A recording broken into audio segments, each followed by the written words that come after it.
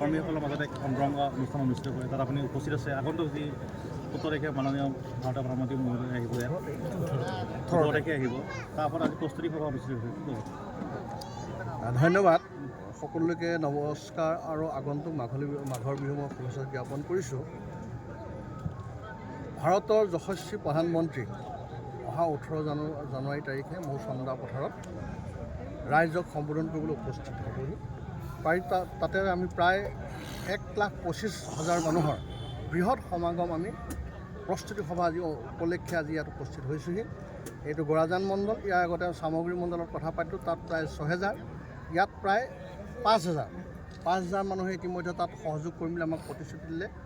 গতিকে এই সভাখন অসমৰ ভিতৰতে গোটেই সৰ্বভাৰতীয় ক্ষেত্ৰত সকলো যেতিয়া টিভি চেনেলে তাক প্ৰচাৰ কৰিব এখন চাবলগীয়া সভা হ'ব। মোদী ডাঙৰীয়াৰ কথা আপোনালোকে জানি গোটেই পৃথিৱীজুৰি তেখেতৰ বন্দনা চলে। অসমৰ যশস্বী মুখ্যমন্ত্ৰী ডক্টৰ হিমন্ত বিশ্ব শৰ্মা ডাঙৰীয়া উপস্থিত থাকিব, তেওঁ বক্তব্য ৰাখিব। মুঠত এখন অতি উল্লেখযোগ্য বিধানসভা নিৰ্বাচনৰ আগে মোৰ চন্দা পথাৰত এখন উল্লেখযোগ্য সভা অনুষ্ঠিত হ'ব। দাদা আপুনি ভাৰপ্ৰাপ্ত সভাপতি দায়িত্ব পোৱাৰ পিছত পোনপ্ৰথমভাৱে আপুনি গৰাজান মণ্ডলত উপস্থিত হৈছে কি ক'ব? মই অশেষ ধন্যবাদ জনাইছোঁ।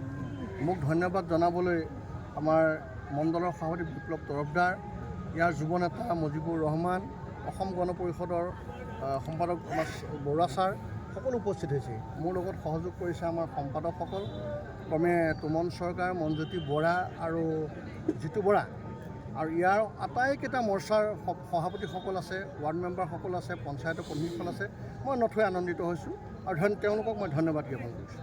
ছাৰ, আৰু এটা কথা জানিব বিচাৰিছোঁ যে সমাগত আপোনাৰ নিৰ্বাচন হয়, নগাঁও জিলাত আপোনালোকৰ বিজেপিৰ ফলাফল কেনেকুৱা হ'ব? অত্যন্ত ভাল হ'ব, অত্যন্ত ভাল হ'ব।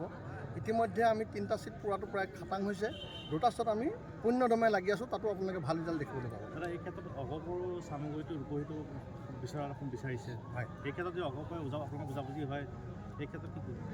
নাই, আমিতো NDAত আছোঁ, অকল ভাৰতীয় জনতা পাৰ্টী চৰকাৰ নহয়, এখন NDA চৰকাৰ। গতিকে অসম গণ পৰিষদৰ নেতৃত্বই ইয়াত যথোযোগ্য সন্মান পাব। তেওঁলোকে বিচৰা ধৰণে সেইখিনি হৈছে নেতৃত্ব, আমাৰ নেতৃত্বৰ কথা। মই আশা কৰিম তেওঁলোকে সসন্মানে আমাৰ দলৰ লগত থাকিব।